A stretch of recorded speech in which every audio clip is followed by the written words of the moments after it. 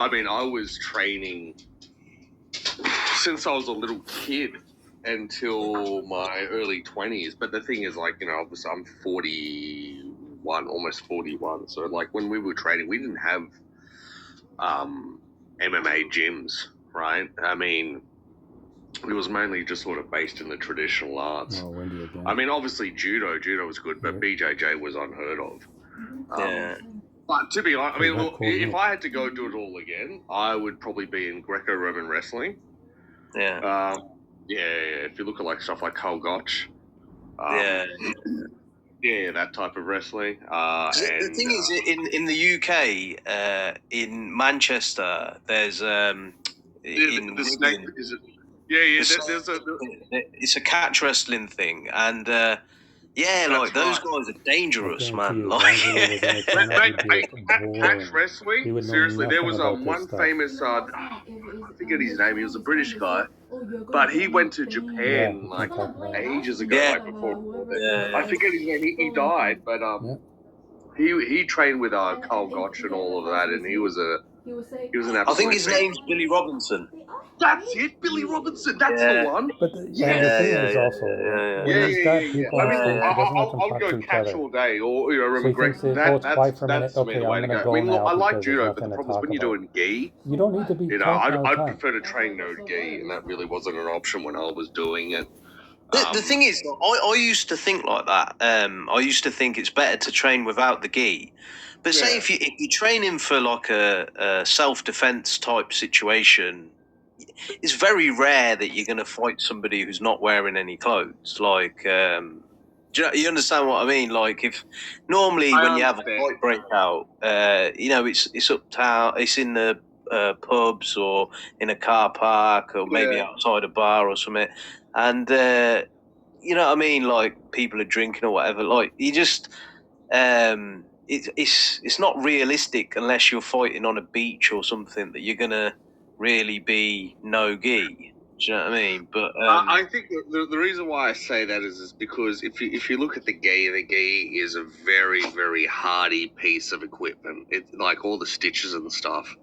Yeah. And unless it's in winter and they're wearing a proper jacket, right, you will find that like if you start doing a lot of these techniques, gi-driven techniques on a t-shirt, you'll probably tear off or stretch off hard. The reason why I'd probably go no gi is just because regardless of, you're looking at techniques that are probably a little bit more applicable in terms of you know what I noticed, because when I used to train jiu-jitsu, their stand-up grappling, the groundwork is brilliant, unbelievably advanced. You got to go. Stand-up is shockingly bad.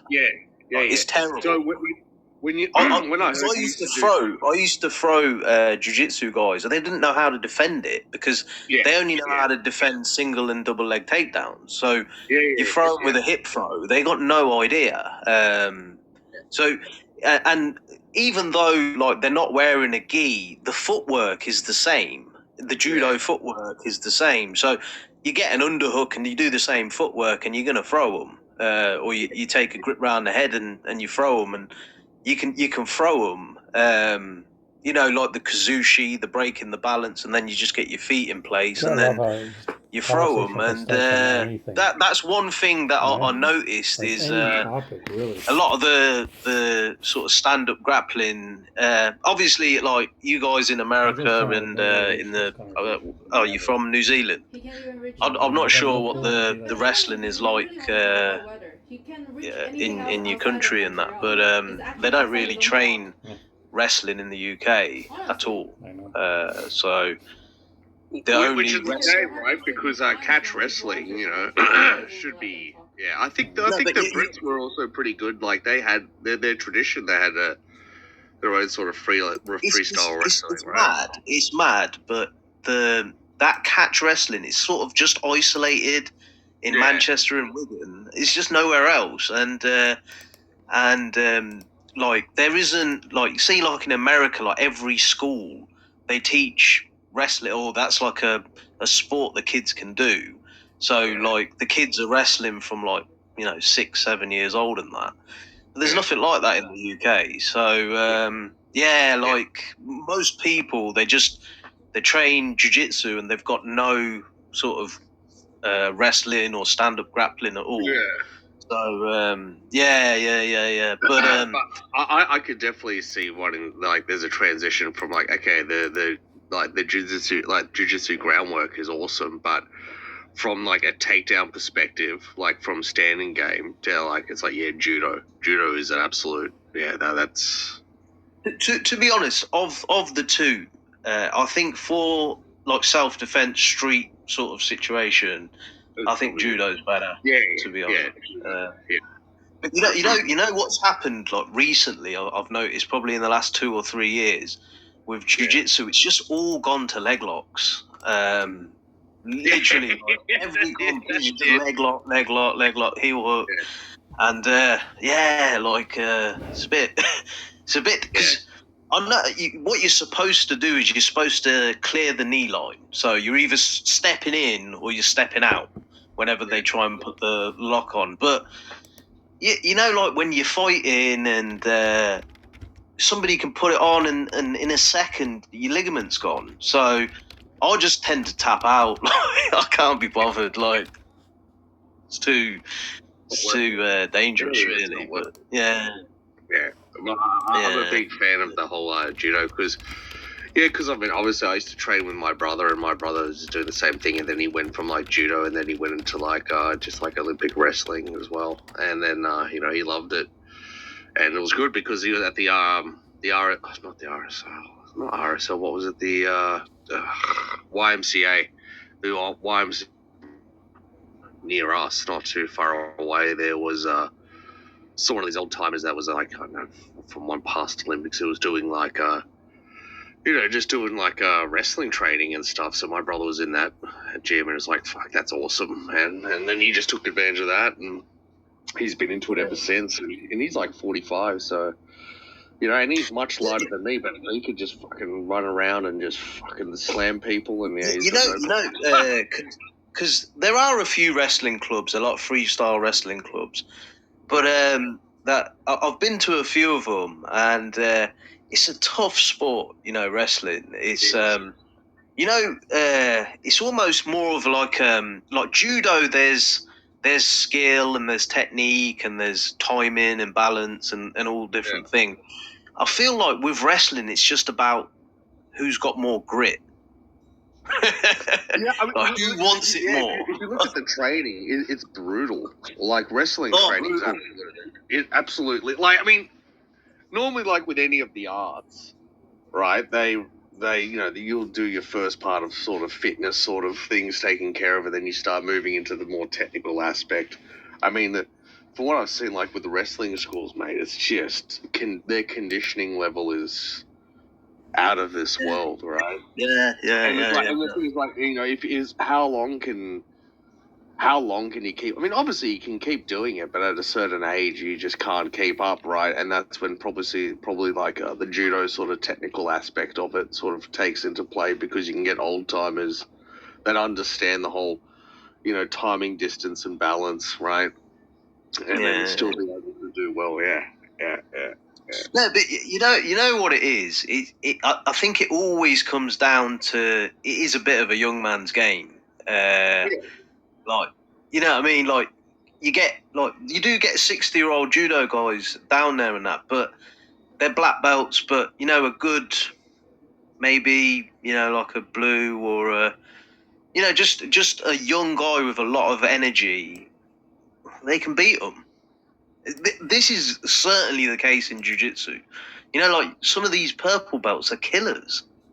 They could literally destroy black belts, and like a good strong purple belt. Yeah, like they're a problem. Do you know what I mean? Like, yeah, for sure. I mean, because obviously you can't take falls at 60 as you can on when you're No, but even they've got a lot. The younger guys, like someone 23, 24 has been training 4 or 5 years constantly. Yeah, he's a bit of a problem. They're big. They're handfuls, mate. They're handfuls, right? Yeah. Oh, it's good. It's good to see the art spreading. Yeah. It's good to see the art spreading. I would have liked to have done like maybe definitely some more contact sports as well. That would have been good. So maybe I know what you think of, like, which striking art. I think maybe boxing is probably there. So I need to do boxing.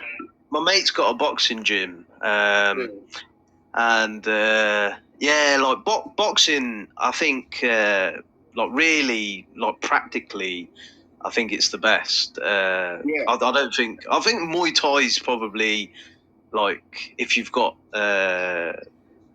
more like, I think it's obviously better because it's got the kicks and the elbows and the knees and everything. But like, I feel like boxing is just the most, like, it's everywhere for one thing, but also it's like, I think it's just more real. Well, it has to be because it's very applicable, right? Like, it has to be because you're forced to spar and apply what you learn. I mean, look, I would go for Muay Thai, but only on one condition. It's like, I don't want to learn kicks above the waist, like the thigh. Like, seriously, anything above the thigh, I don't want to fucking do. I just think, I mean, a good thigh kick or a good knee, sure, great, up for that. Or just like a forward sort of stomp kick. Yeah. Totally reasonable. Mate, I mean, I'm sure, like, there are people that can do head kicks and it is applicable, but for me, personally, I just think it is applicable, but the amount of effort and the amount of, like, expertise needed to execute that, I would rather apply to just doing, like, some good boxing, some elbows, and, the problem with any kind of kicking, like art, you give up half your stability every time you throw a kick. So if somebody catches your kick, you're basically out of the game. He's just going to boot your other leg out, and then your head's going to hit the floor, and that's it. Do you know what I mean? But it's pretty hard to catch. Like, if you're just doing thigh kicks, it's pretty hard to catch. Like, no. But like, say if you throw one kick and it lands, I know you're going to, like, what that kick feels like. I know how it came, and like. If I see that you're about to throw another one, I'm gonna kind of probably get you ready to catch it. I can see that. Yeah, I mean, it's I mean, look then again. Obviously, like, you could switch up legs, or do this or that. There's so many different variables, but I'm just saying, like, if somebody does catch that kick, yes, you've lost the fight. Or you've half lost the fight. Correct. Probably not like in sparring or anything, but like in a street fight, you have. Sure. And then again, like, there are other things that get sort of like a little bit more difficult sort of practices. Just doing, like, even stuff like even stomping on shins and, like, ankles and knees and shit like that. Just like kicks towards that. That's sort of a little bit hard to do in sparring, but I think they're not bad as well. I mean, that's as far as I would want to go for kicks. to be frank, like, that's it. Because those things are very, very hard to sort of block. Yeah, and they do have their place, but just straight up a good boxing, right? Good boxing, and I'll just throw in some elbows with boxing and maybe a headbutt and call it a day, and then just leave the rest up to, like, judo, because, like, I mean, the jiu-jitsu thing is great, like, in the early days. I mean, I remember when UFC was just starting, I had to buy the shit in VHS, right? So this is like when it was first coming out. I mean, look, that type of stuff was great, but then now it's really turning into, I mean, like, doing all, like, toe locks and shit like that. But, like, what the fuck? I mean, it's just... like, jiu-jitsu, it's actually come quite far away from fighting. Like, have you seen, like, the berimbolo, where you turn, like, so that your like, arse is in the air, and then you spin on your back, and it's, like, just completely impractical. Yeah. Like, you would only do this because you know that no one can strike you. Yeah, you would never sort of, like, be on your back and then try to entice your opponent and then sort of spin around. And you'd never do that. No, like, you wouldn't do this sort of, like, inverting type. It's like it's very popular. Like, a lot of people do it because they know they're not going to get punched. Yeah. So, but it's the sport of it. So, correct. You know, like even stuff like you get points for passing a guard. So then you'll pass the guard and then you just stall the rest of the round. So you won't go for a submission. You just sit there and just not do anything just to win the round. And it's just like, what's the bloody point? Like, it's a double-edged sword, because the thing is, as they make it more and more like a sport, it's more and more applicable, right? And there's more and more training and sparring. Therefore, those that spar the most and apply it the most tend to be the most efficient. However, the other part of it is that in order to make it something that can be more and more like a general sport, and more like applicable, and you can spar constantly all the time, something has to be watered down, right? Or it has to be done. Yeah, and that's where you start to, as the two examples that you gave. So it's sort of trying to find that weird balance, or I think maybe as you get in the arts, you do your sort of own self-analysis, like yourself, and said, oh, look, I understand and I appreciate it. I've trained in jiu-jitsu. I really like these things. Okay, now I've got these things. Now I understand that. That's good. But then you start to go, hey, judo, like fucking, I'm all about those fucking throws and then doing the takedowns. What it was for me, I think it was in 2010 or 2013, one of the, I can't remember exactly when, but what happened was in judo, they banned leg grabs. So you were not allowed to touch below the waist at all whatsoever. And so because they were trying to make it about the throws, and I think a lot of like Russian guys were coming in and just double legging and single legging everyone. Oh, like Sambo people just coming in. Like Sambo. And so they banned the leg grabs, but it just kind of made it a bit shitter.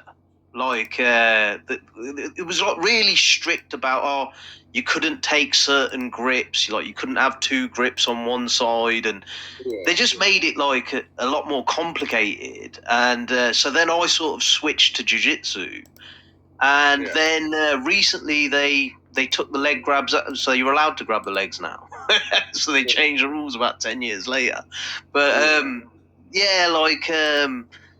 don't know, like to be perfectly honest with you, the throws of judo, I don't think there's anything more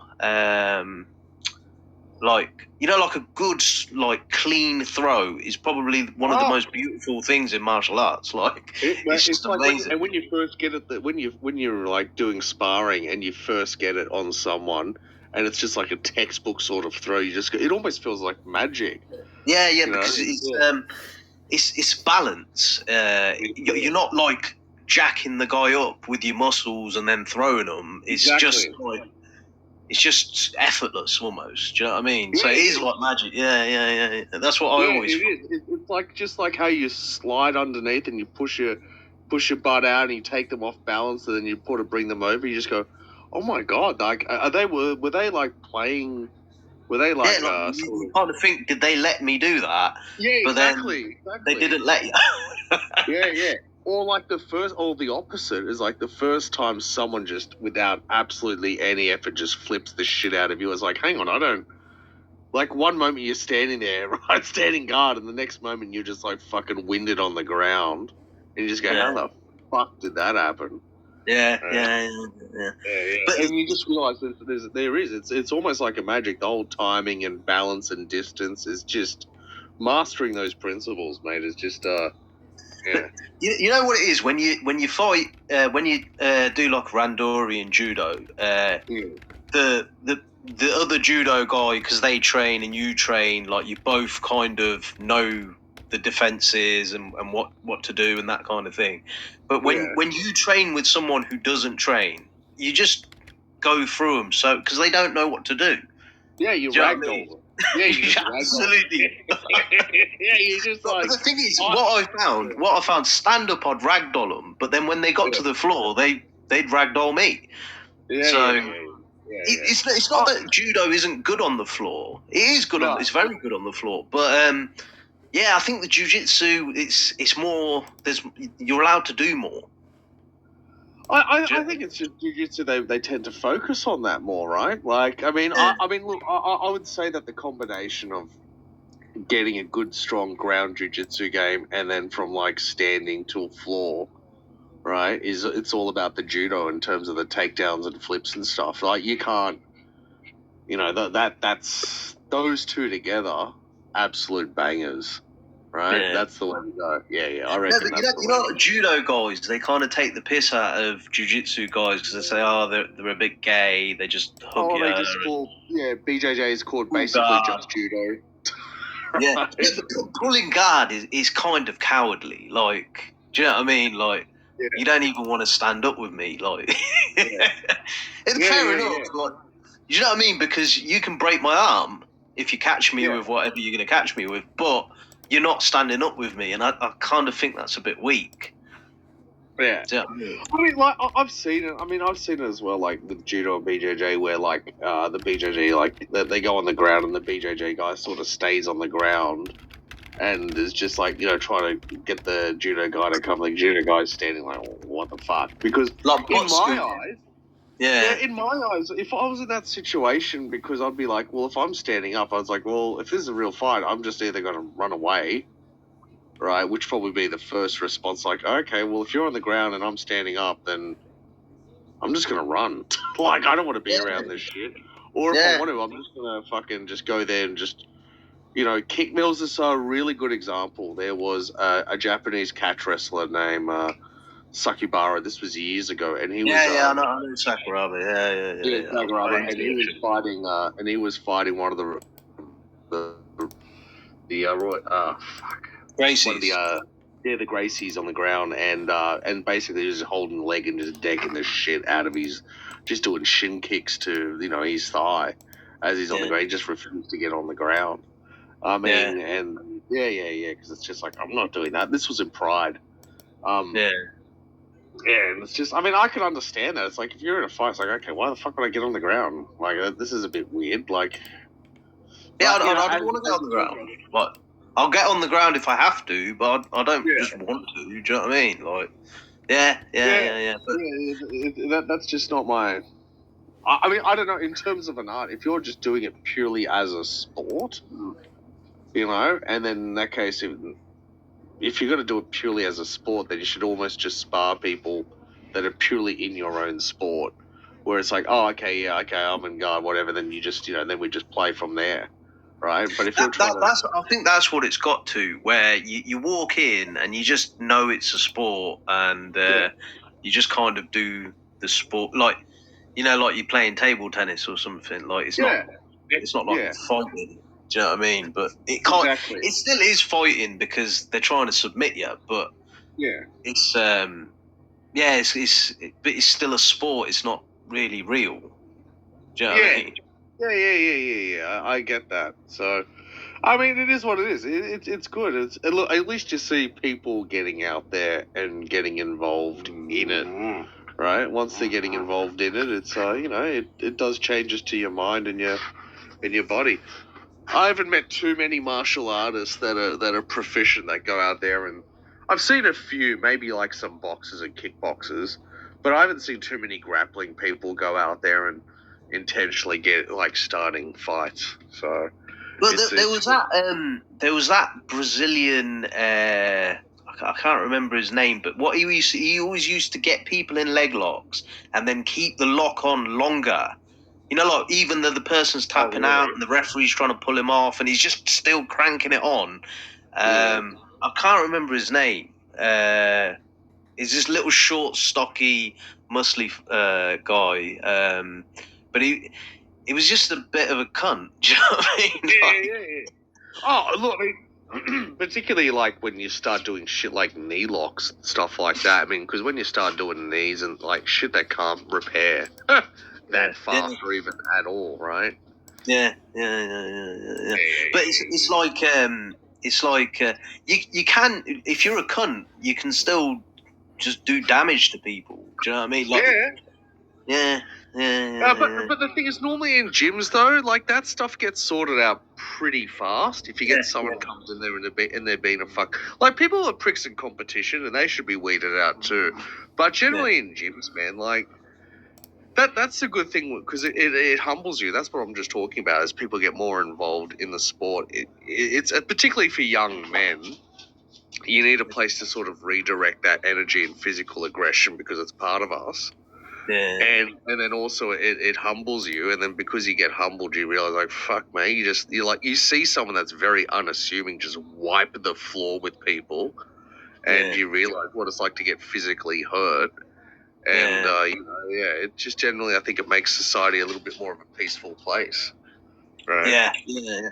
No, you are right in the gyms because it's like the whole say if somebody does do some stupid shit, it's like the whole gym turns on them. Like, so they don't really want to do it. Do you know what I mean? Yeah. I mean, like that's the whole point. Like, people that can fight, like, just don't want, because it's dangerous. Like, when the whole point is that as you learn how to fight, you get people. You don't want that. You don't want people that know how to fight wanting to fight outside the gym.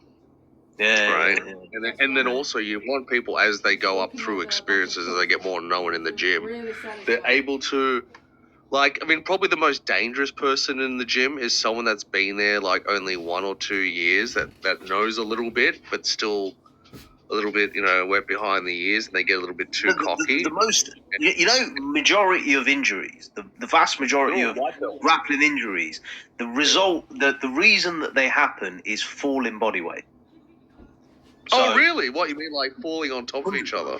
Yeah, so basically, like, if you get into like some sort of entanglement and you lose your balance and you just drop, so your dead body weight drops on somebody's joint, and it's just absolutely destroys their joint. But that's the majority of injuries come from that, and it's normally people who are beginners. Yeah, exactly. Do you know what I mean? People who aren't experienced, they're the most dangerous people because they don't understand what could happen. Well, I mean, they're starting to understand the technique, but they don't know how to control the technique. Yeah.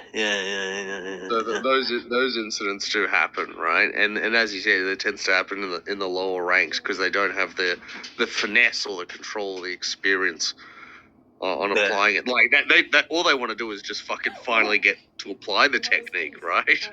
But even when they do, it can be a little bit out of control for them. Yeah. They're always like puppies, right? Yeah. So,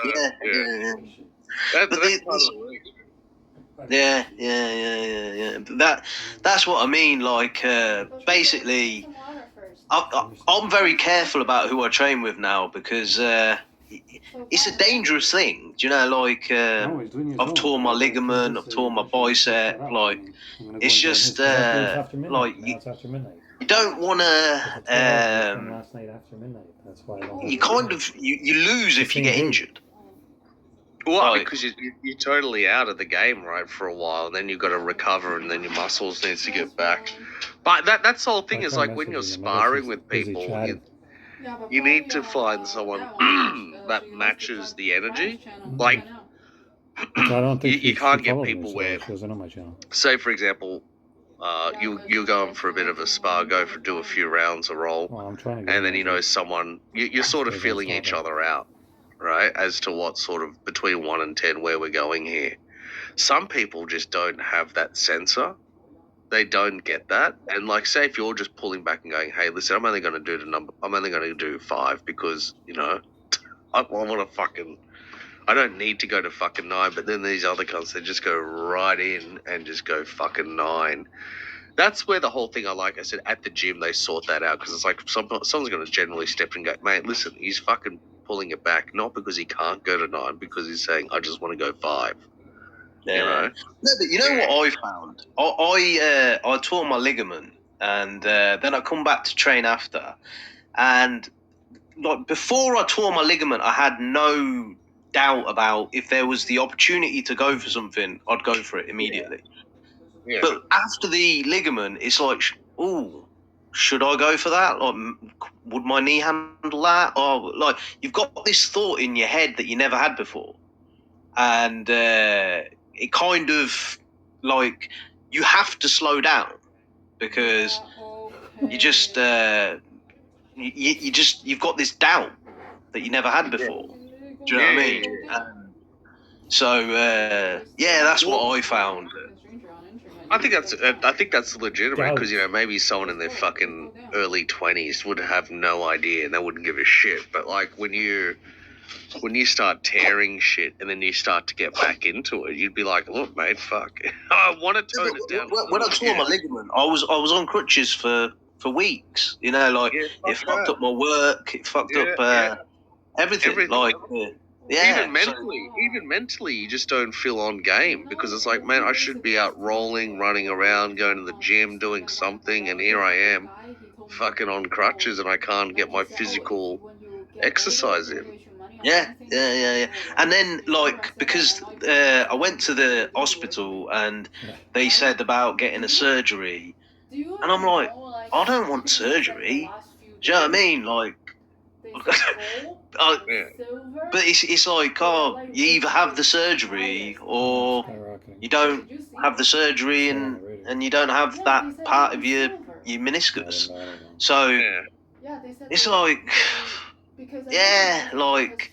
because even what they do is they take part of the hamstring and they put that into your where your ligament's torn.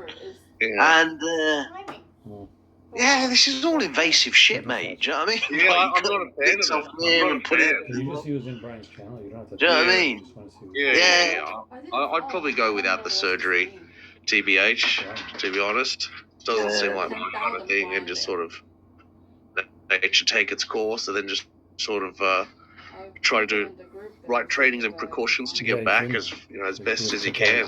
I was just doing loads of physio, and there's a YouTube channel. It's Knees Over Toes guy.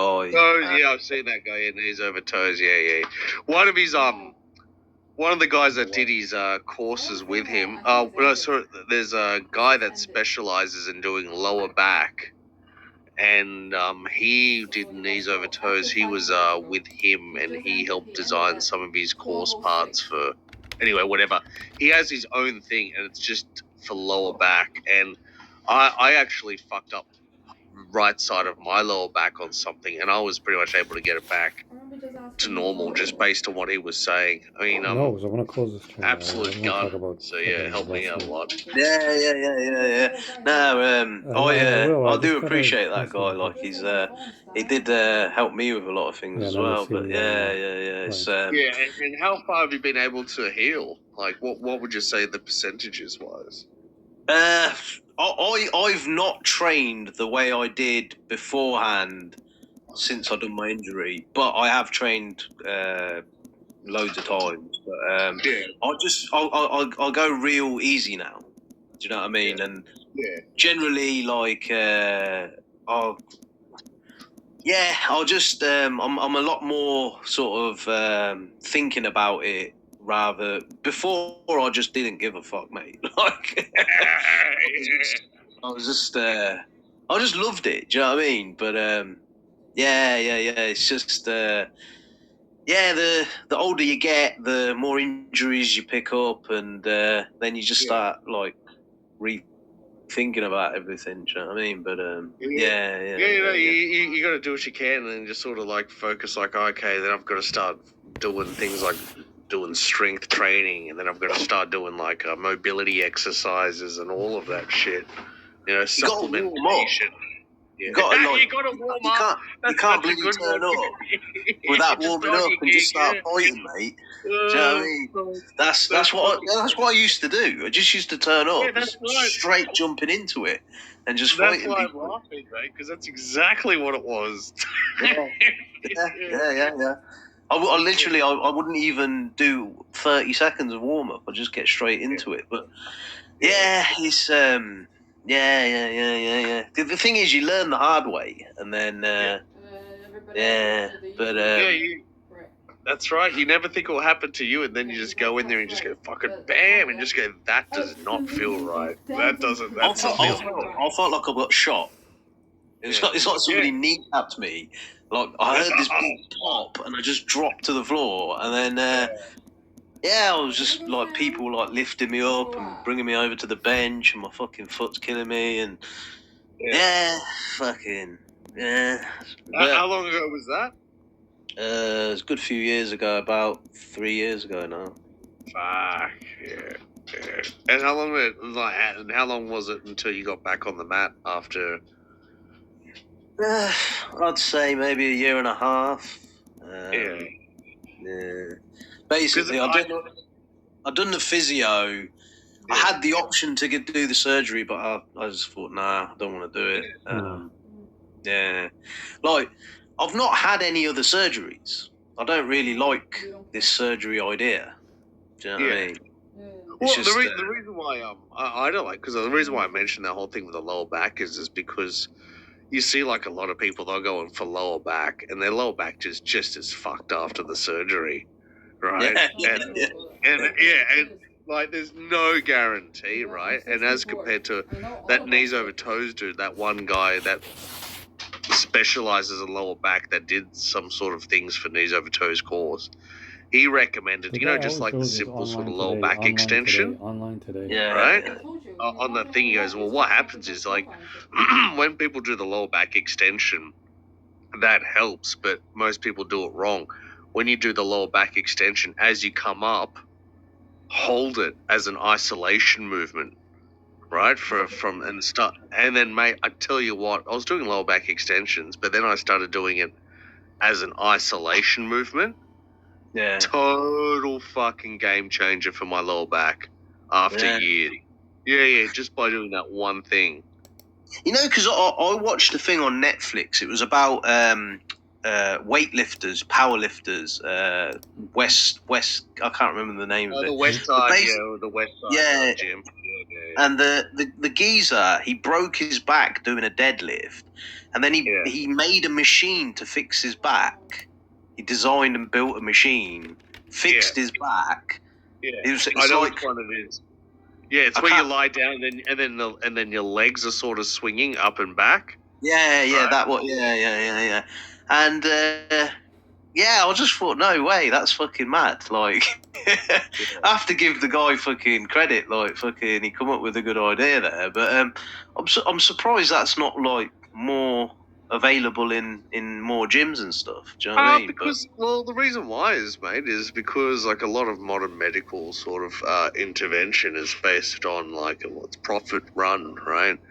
I mean, look, a patient cured is a patient lost, and it's as compared to think about like invasive surgery and all of this shit and chances where it doesn't do much, then you need to go back for a second one.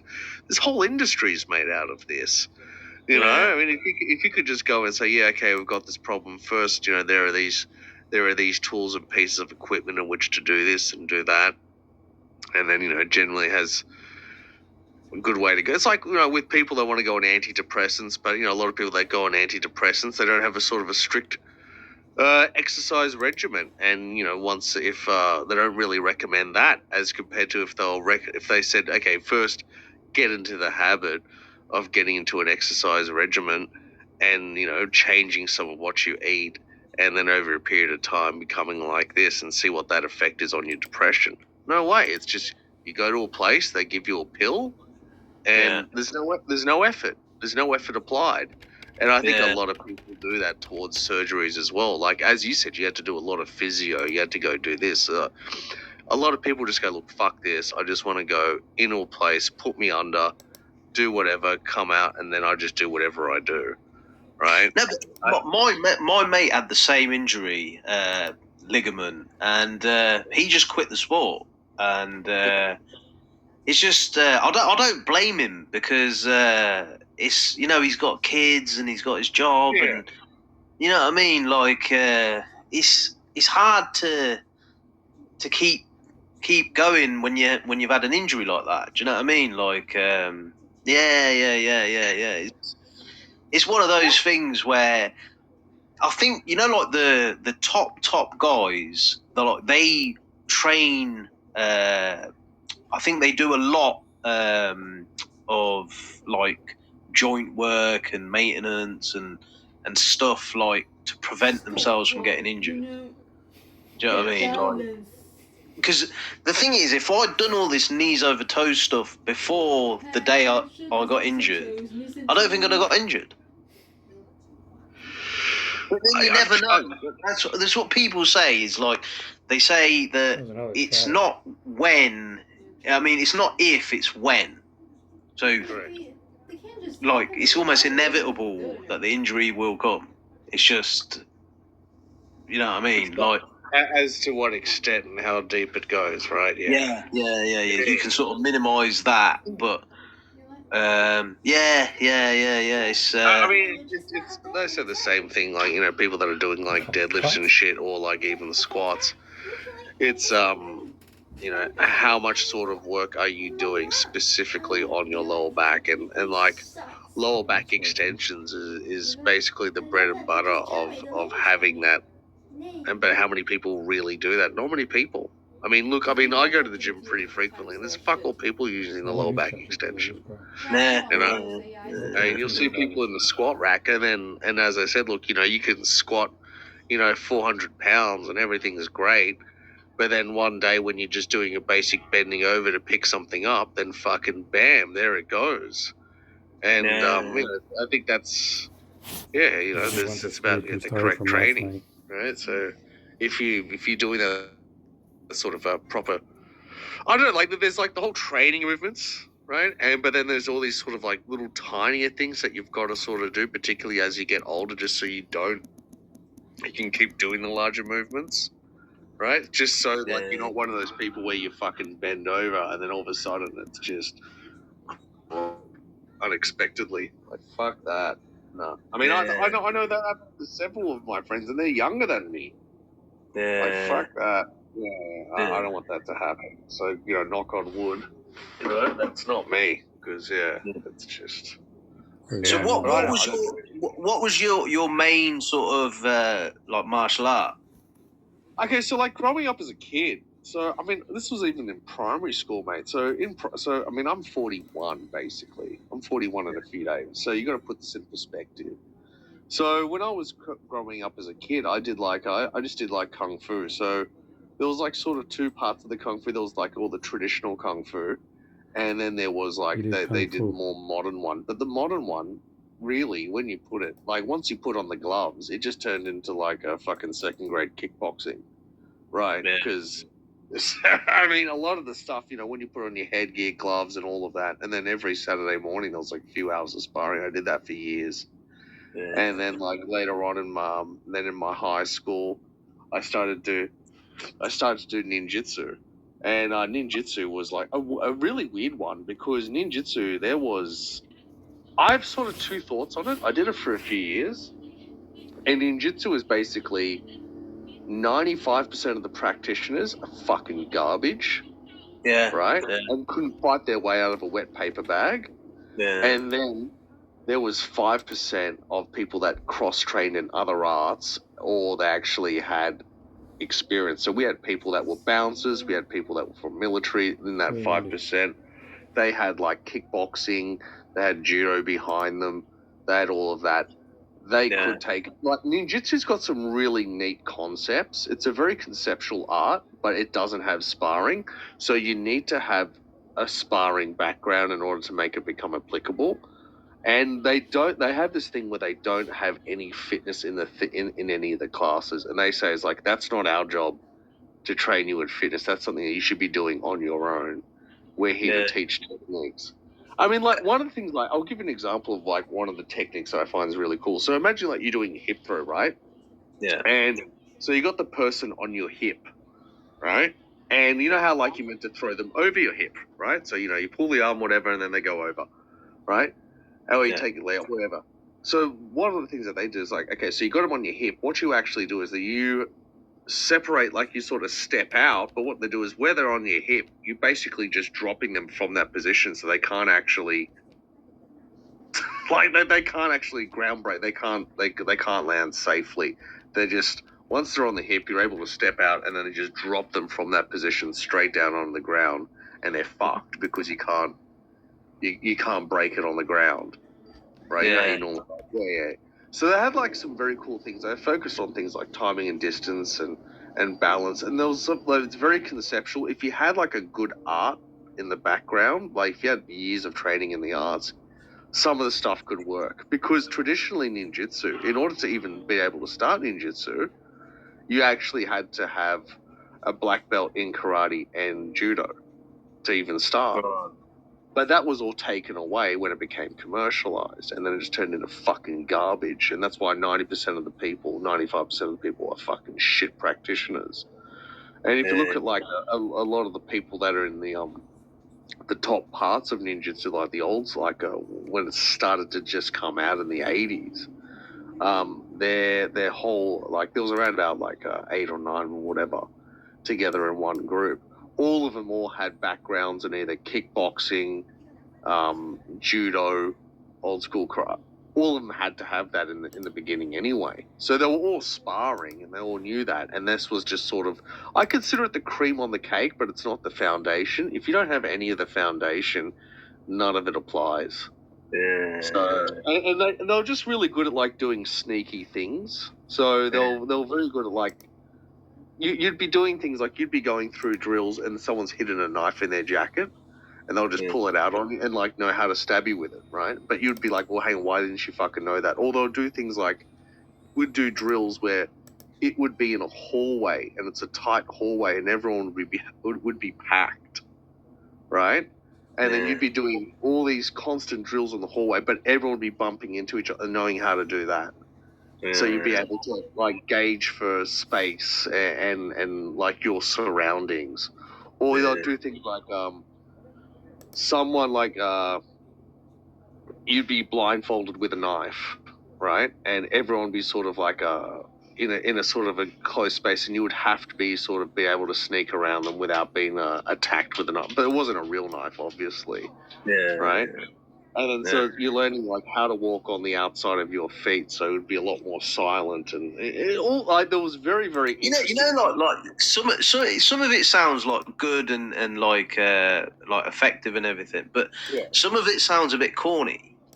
Like it is. There was a lot of it that was shit. But then again, there was like those practitioners that already had things in a good solid background that were really good. You know, and they definitely, in terms of being able to general awareness, like say for example, if you were doing a drill, someone would all of a sudden like pull out a knife from their thing.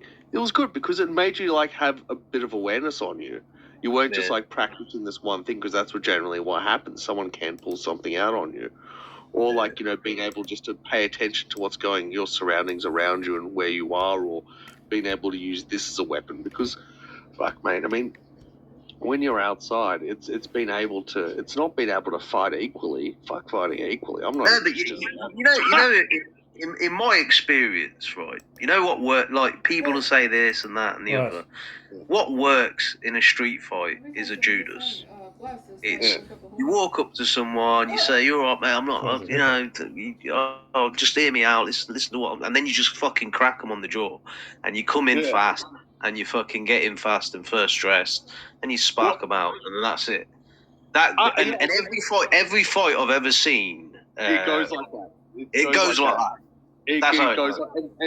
And that's the other thing they were telling us is like they were teaching us is that been always to maintain distance, like in any sort of place where someone said like not letting people talk to you that closely, like just being able to put out your hands.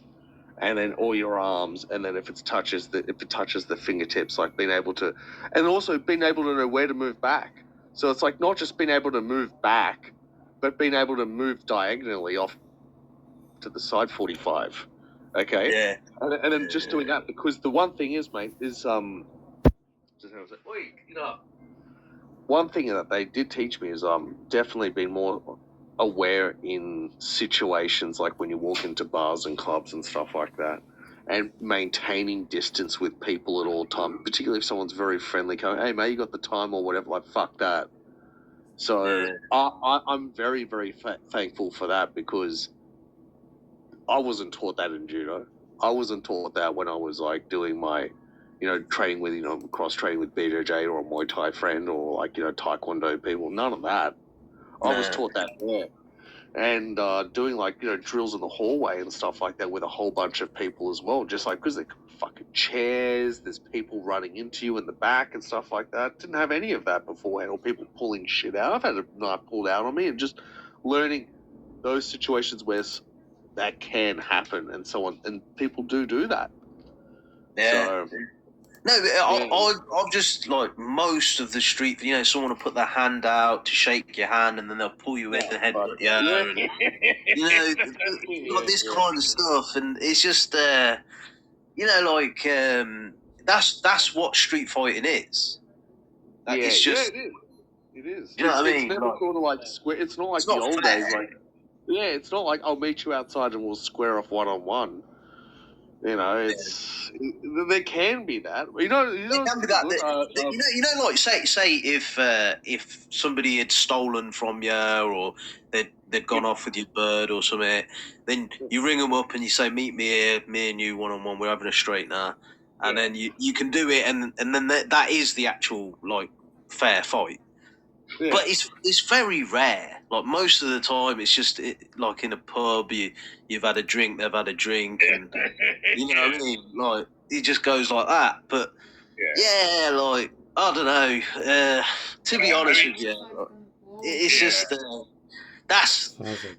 martial arts are good in that. But somebody who hasn't trained a day in their life, but just gets you on like where you don't expect it, can still beat you. Oh, 100%. That's it. And this is why, like, I mean, like, even doing things like, when you go into a place, is generally you don't want to have your just back open to people. You want to have your back to or sort of a wall, so you can sort of see everything. You've been able to read people and people's behaviors and just the general vibe of the place. I learned that more in, like, instead of the physical techniques, I learned that more from all that situational awareness, mainly from Jiu-Jitsu that I did from any of the other arts. The other arts was great from, like, the hand-to-hand, like, if you start getting down to it, like doing all the throws and, like, strikes and stuff. But Jiu-Jitsu taught me all about the situational awareness. And once I said that was the cream on the cake. Everything else was just fucking, Yeah, but you have to have the black belt in the actual wheel. In order to even get... Yeah, but the thing is now... For the past, like, 15, 20, 30 years, that wasn't the case. Yeah. Initially, it was all like that. Initially, in Japan, it was, you already had to have your black belt in judo and karate. And you know what? In the old days in Japan, if you're doing karate and judo, it's sparring. You're getting the shit kicked out of you for years. Right? Yeah. No, but even a judo session. I used to finish a judo session, and I'd feel like I've been hit by a train, because you've been not only have you thrown people, but you've been thrown yourself, and for like 2 hour session of just constantly throwing and getting thrown, and all your joints and everything, and you just think, like, I've been in fights where it's nowhere near as bad. Like, just one judo session is just way more damaging to my body than having a fight, like an actual street fight. But I just remember the headaches after my judo sessions when I first starting. I'm like, fuck this. This is hardcore, mate. This will run you down. I mean, I can also imagine if you go boxing and you're fucking doing rounds and just just getting punched in the head constantly. You just get your fucking noggin and your nose fucking bent in. No, yeah. I mean, all like getting cauliflower ears from, like, fucking wrestling. but this is what I'd say to my boxing mate. So, like, with boxing, or any striking, like, normally you're training with your mates, innit? And you don't want to beat your mates up. So when you're kind of holding your punch, because you have to. Like, you're not just going to fucking go full out. But in judo, because there's no strikes, You have to go full out, otherwise it won't work. Well, yeah, like with the throws, you have to, because you have to have that. There's no way on earth you can pull that, because otherwise it's just not going to work. So you have to go full commitment. In a way, it's good because it trains you to be always ready to go full commitment. So even when if you do have a fight, you're just used to going full out. But in boxing or Muay Thai or any other kind of striking type art, you can never really go full out unless you're in competition. Then you go full out, but that's less than 1% of the time. So and even there's an expiry date of being able to go full out, because that shit is, mate, it's that shit is not good for you, mate. Just fucking going full on out just to beat the shit out of someone in the head is but they're trying to beat you up, so like you can justify it. Whereas when it's your mate, you don't. You know what I mean? You kind of just like you're just always doing strategy and do this and do that, but you don't beat them up. Do you know what I mean? Yeah, that's true. You're gonna see them again. You don't want to see. You know what I mean? Like if it's a stranger, you're never gonna see him again. It's a competition. Fuck it. Do you know what I mean? But like I get what you mean in that, but it's with judo. It was like you'd see them again, but you have to do it full out. Yeah. Because it can't. It doesn't work otherwise. Yeah, it can't. Yeah, that's right. That's right. Well, I mean, you got to pay the price. Yeah. It's a rough sport because of that reason, and all the injuries and all the other stuff that comes with it. But yeah, it's like both judo and jiu-jitsu, because there's no strikes. That's what makes it, I think, a bit more rougher, because it's like you're not worried about getting punched in the face. You're worried about a lock or a throw. Do you know what I mean?